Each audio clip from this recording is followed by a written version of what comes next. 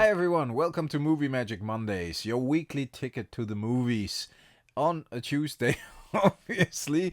But this is because the review of The Running Man is allowed to go live now. The embargo ends at this very second, and I wanted to bring you the review right away because I think The Running Man was a very interesting movie. Let's put it in a neutral way first before I actually gonna give you my opinion. I wanted The Running Man to be my first review on this channel because I love the original one. I love the 1987 movie with Arnold Schwarzenegger. I think it was fantastic. I think it was not only a movie of its era, but also a movie that transcends time and is actually relevant still today because it was done so well. And I recently watched it with my kids and they actually loved it too. So I personally think this is one of the great classics of the action movie genre, and in that regard, I really was looking forward to the remake because I adore Edgar Wright. I absolutely love Shaun of the Dead, Hot Fuzz, The World's End. What else did he do? Scott Pilgrim versus the World and Baby Driver, of course, and a lot of other stuff. But just to mention a few, I actually think Glenn Powell is a really cool leading man, and he is playing Ben Richards, the Running Man. And I honestly enjoyed his performance a lot in Twisters this year, or was it already last year? But not so long ago. I think it was this year. And in general, I have to say I was looking forward to this movie a lot. And that's why I wanted it to be the first review on this channel. Then I heard that Arnold Schwarzenegger had seen the movie and he was super positive about it. So I was like, wow, this promises a lot. Because he said like this is a traditional action movie and it's fantastic and the action is done really well, and this Running Man or The Running Man is one of those movies of my franchises, or it's not even a franchise, but one of the movies I made that I would like to be remade, and I couldn't have wished for anything better or something like that. I was hyped, obviously. If Schwarzenegger likes it, it has to be good. Then the author of the book, Stephen King, I think he wrote it in 1982, who didn't like the original of 1987, now said, hey, this is much more close to the book and therefore I really, really like it. And then I saw the movie, folks. Yeah.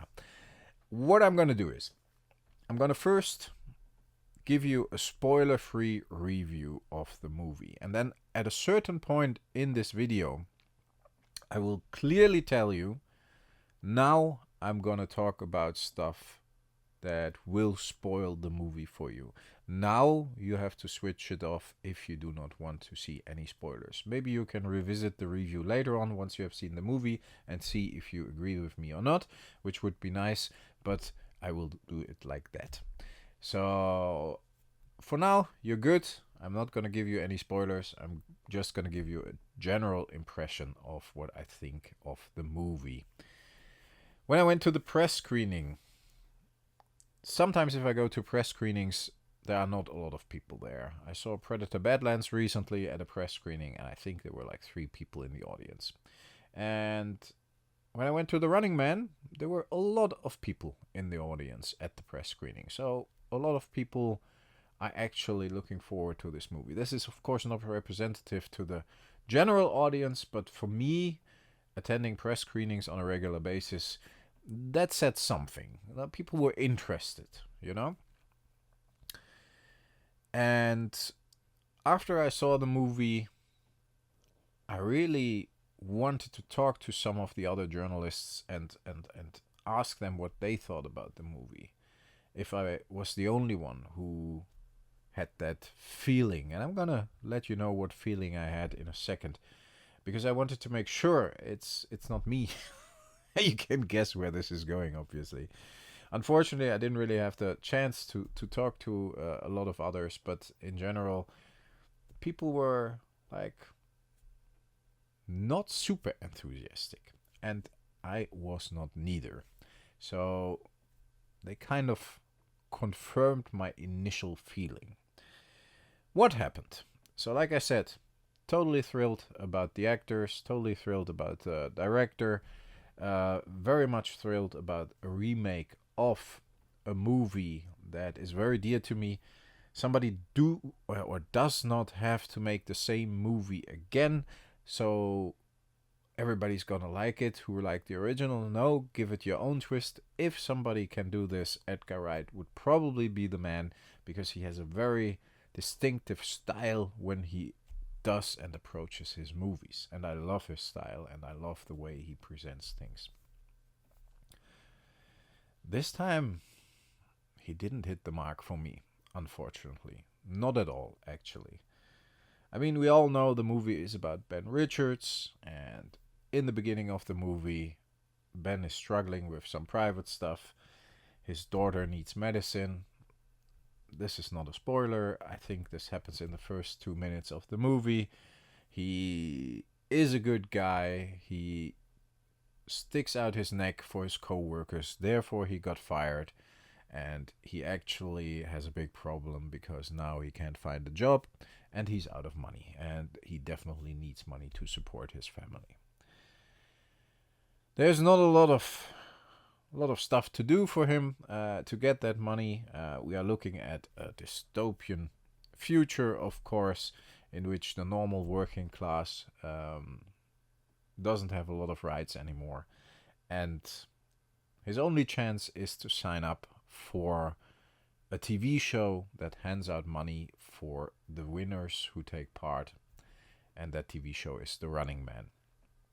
And The Running Man, obviously, if you're really not familiar with what it's about a group of people being hunted by a couple of hunters chosen by the TV corporation. And that group of people is set loose in the United States, and they have to survive for 30 days. And once they do, for every day they survive, they get a certain amount of money. And that is, of course, a perfect way for Richards to get some money to support his family.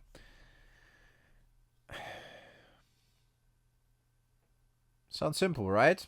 Maybe it is. The movie, unfortunately, from there goes into a very strange way of jumping from here to there to a different location. Of course, Richards is fleeing, I get it, but honestly, it was very random, and he met a lot of people. Some helped him, some did not, and I do not know where these people came from at this moment. Sometimes I was like, he was wandering into a house and there was somebody greeting him and I had not seen that person before, and I actually paid attention. No worries, I didn't fall asleep, but it was just a big clusterfuck somehow. It really was not a coherent story, and it from my in my point of view, it didn't really go anywhere, except for him, of course, having to survive those 30 days. But it didn't start out that well, unfortunately. And that makes me a little bit sad, as you can see. The action itself was okay, but it was not sublime. It was not fantastic.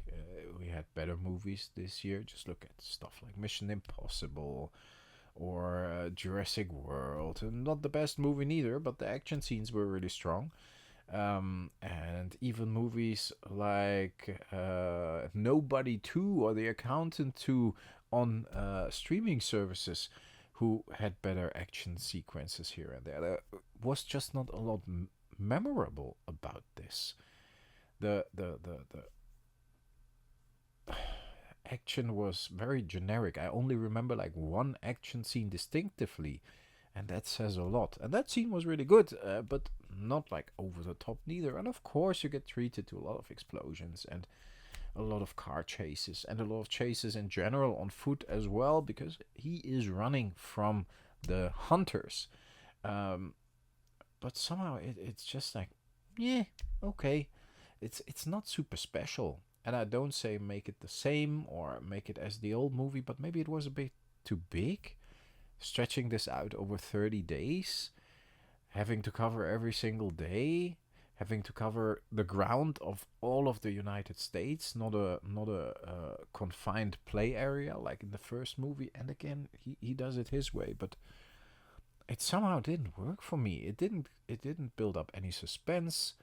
I never felt threatened or felt that Richards was threatened. Overall, it was just a bit meh. And then you got the bad guys. And in the first one, or in the original one, you got guys like Buzzsaw and Dynamo and Fireball and Captain fucking Freedom. And they were all like had their own style and their own vehicles and their own way of killing people. Like Fireball had the flamethrower and Buzzsaw had the big chainsaw and Dynamo had that car with all the lights on it, and then he was electrocuting people. And of course, Sub-Zero. I forgot Sub-Zero. I mean, you remember those guys, right? And Captain Freedom, of course, friend of Arnold Schwarzenegger's, because they played in Predator together. Awesome. Good stuff. Here we got a faceless guy. Literally faceless because he's wearing a mask. I looked up his name before I did the review, and I can't even remember it now. McCall, something like that.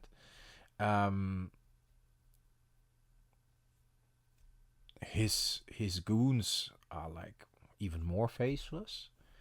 They are all hunting him at the same time. It's not a fight 1 against 1 or 2 against 1 or whatever, like in the old movie. But yeah, that just was so generic and lame. And I'm so sorry to say this, but it simply was not that good, and that didn't help the movie at all. So, what is a movie without a good bad guy? You know. And then we got a lot of side characters. Some of them are played by very, very well-known actors. They have like 30 seconds of screen time. Some of them are even pushed on the poster as like, wow, look at her. She's definitely in this movie. And look at him. He's in this movie as well. They are all in The Running Man. You either don't see them or you see them for a very short time. They don't actually have influenced the movie at all. It was not cool. It was not epic. It didn't have the vibe I'm used to from Edgar Wright. He tried his audio thing. Remember Baby Driver, when he like orchestrated whole scenes to the tune of a certain song, which was done fantastically in that movie. The whole opening scene is so good, and you can watch the summary on YouTube where somebody analyzes everything of this and the thought that has gone into this. I miss this here. I don't get it. It's almost too big. It's almost like, okay, he lost track of the essentials or something. And even his tries to fit in songs and add cool stuff somehow like don't work and just vaporize. And then we got Josh Brolin, sorry, who plays Killian, the owner of the network, or the chief of the network, or I don't know, boss of the network, boss of the show of The Running Man. He's okay. He's good. He's consequent. He's actually a bad guy. He's a motherfucker, and that works. And that's maybe the only thing that works for me in this movie is Josh Brolin. And I don't want to talk down The Running Man just to talk it down. Honestly, I hope for something good, and I thought like, hey, maybe my anticipation was too much. I was hyping this too much for myself, but then I talked to some other people and they had exactly the same feelings. And yeah, I even throughout the movie, I was sitting there and I was thinking, okay, this is not so bad. It can get better. So I was giving the movie more than one chance, and I was like, okay, this was pretty lame, but maybe it picks up now. And at a certain point, I was like an hour 20 minutes into the movie, and I still said that to myself. So I honestly gave it a chance, but it just didn't work for me. And that is my spoiler-free review for The Running Man. Oh man, like 60 minutes. Nobody's gonna watch this, but who cares? This is what we do here, and this is what I like to do. I like to discuss movies. Now I'm gonna give you a few spoilers. So if you are not into spoilers, if you don't want to see any spoilers of The Running Man, you have to switch off the movie now. The video, and maybe you have to switch off the movie as well because it simply was not that good. But I'm gonna give you a few spoilers. You can revisit this review and maybe check if you are agreeing with me or not after you have seen the movie. So, what the fuck was going on here? I mean, they build up a team around Richards. They spend a lot of time on the two other team members in the beginning. I mean, the beginning was like, meh, okay, generic. The kid needs medicine, and otherwise the family is in trouble. Can't get a job. He needs to sign up for the Running Man. Okay, fair enough. We've seen this before, not only in the Running Man, but in other movies as well, where the good guy is forced into doing something he doesn't want to do for his family. Fair enough. Not super special, but still okay. Then he signs up for the Running Man. He doesn't want to sign up for the Running Man. He still does. Killian, Josh Brolin, is tricking him into it. They are changing the narrative, but during the sign-up process, they have to kind of like qualify, and they have to do like an audition, and he's doing very well, and he's helping the others, the same thing he did that got him into trouble, but he's stubborn, so he's doing it. So they build up his two team members, they qualify together, and they have to go on the run together. And then you don't see them the fuck anymore. Not at all. Like, okay, you see them get killed, but they do not have any purpose in the whole movie. They don't add to his hunt. They don't take away from his hunt. Yeah, they can kill him only once the second one died, because they want to keep the strongest one for the ratings. They want to keep them alive as long as they can. But it simply... They didn't work together at all. They didn't even meet. Why did they do the tryouts together? Why did they build this up as a team? They even say in the beginning, like, hey, stick to your team and you will live longer. Something like that. Stick to your own and you will live longer, or something. And I was like, oh yeah, he's gonna hang out with his team. They're gonna fight the bad guys together, like in the first one. You remember when they killed Sub-Zero in the original one, and they were like Sub-Zero, only zero, and then they were walking towards the guy who was trapped in the hockey goal, and they were like giving each other a high five, Coughlin and Richards. How fucking cool was that? And we don't get anything like this here. This is horrible. The bad guys, I just mentioned it. They were faceless before I started the spoilers. But really, he was like fucking faceless. And I don't even remember his name. And the other four, there was this one guy you saw a little more often, the blonde guy. But yeah, what is his specialty? Nobody knows. And then they were hunting together, the five of them. The other three were there all the time. But in the end, they didn't really like threat him or anything. They were always running behind. And still, they knew where he was because he had the wristband, and he had to post. The only thing that kept him from being undiscovered was posting the mail.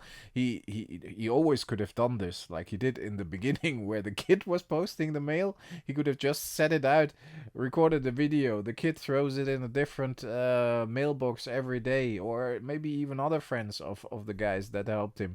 and nobody would notice, and everything would have been easy. And yeah, it was a bit weird.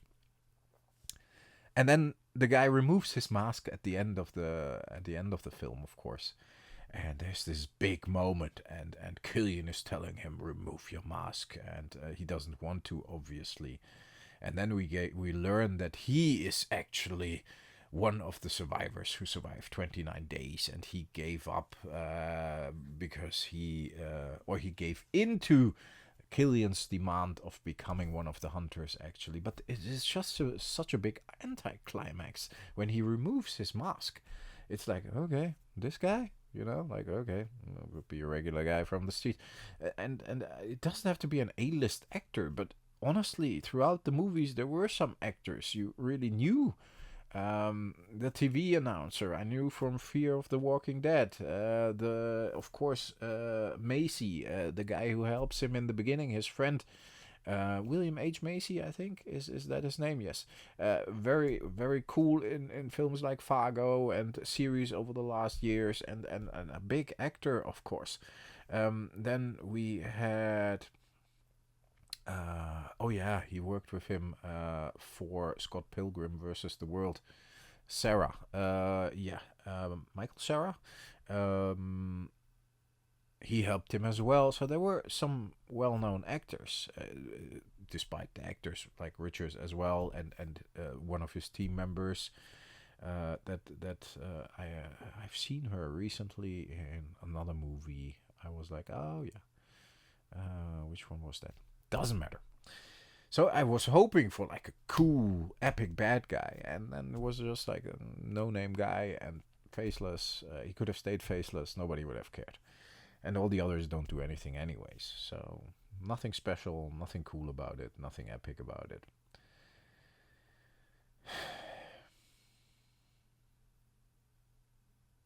30 days. It became repetitive somehow. It was like, okay, which day is he now? What is happening now? Where is he now? And then he's like moving from town to town or whatever, and then he's jumping on a train and he's somewhere else, and then he's walking into Michael Cera's house, and he's like, okay, I'm here, and he's opening the door as if he knows him, and I'm like, where does he know this guy from? I didn't see the connection at all. Did he meet him at when he watched this movie, or when he watched the show on the big screen? Was that guy sitting there? Maybe I missed it. Fair enough. But everything was so fucking random. Everything was so just a big cluster. It felt like a big clusterfuck, and the action scenes as well. They were not very impressive. Somehow, it's not super memorable. I think the biggest, coolest scene was the first one in the house when he wanted to go to the shower. So he was naked, and then he had to go back to his room, and then he was standing on the ledge of the building outside naked, and it was like, yeah, okay. It was a. It didn't make any sense. It wasn't funny. It wasn't. Yeah, and that scene was okay because they blew up the whole house. But for the rest, even the scene on the bridge didn't make any sense to me at all. When they collided with the cars, and he just spared the guy, and then he comes back. It's like, okay, this guy was back. Surprise, surprise. And then when he meets the girl at the end of the movie, and she's on every poster, and I was like, okay, that's her. And then she doesn't add anything to the movie, really, like just sitting in the car and sitting in the plane at the end. And then, like, well, okay. And then the dream sequences, like when he dreamt about his buddy giving him up because they were putting his fingers in the block. And he woke up and it didn't happen, and he was like, okay, I have to leave the hotel, and yeah, because he had a bad feeling. Fair enough. But it apparently did not happen. And then at the end of the movie, he kind of says, like, maybe you didn't torture him enough, so he didn't tell you everything or something like that. But that was a dream, right? And there were one or two more of these dream sequences I didn't get. I always hate dream sequences anyways. Like, haha, this is really bad. Oh, it didn't happen. It's like, but then even referring to them as if it happened, although it didn't happen, it was super confusing. The whole movie was super confusing. Soundtrack, he tried his best. I mentioned Baby Driver, fantastic, but Shaun of the Dead as well. Look at the Queen scene when they hit the zombie in the Winchester pub. Fucking awesome. One of the best uses of a song, I mean, ever in a movie. The Don't Stop Me Now by Queen. It's so good. Here, there was like, I don't even remember which songs. And again, it might be me, but that means it wasn't memorable and it wasn't worked in a way that is really, really cool. Then at the end, I thought it was over. And then he went to go to his he went to his family, and I was like, oh, okay. And then he didn't even say hello, but he paid the groceries, and then he showed up at the filming, and of course he refuses to be a hunter, and he survives, and then he flies the jet into the building, but he gets shot down, and it was all super weird and super confusing. And then he just walks in like, oh, he first visited his family, went to pay for the groceries, then goes back to the studio where they filmed The Running Man, walks in, everything is chaos, and he just shoots the guy in the head. It's like, okay, fair enough. Done.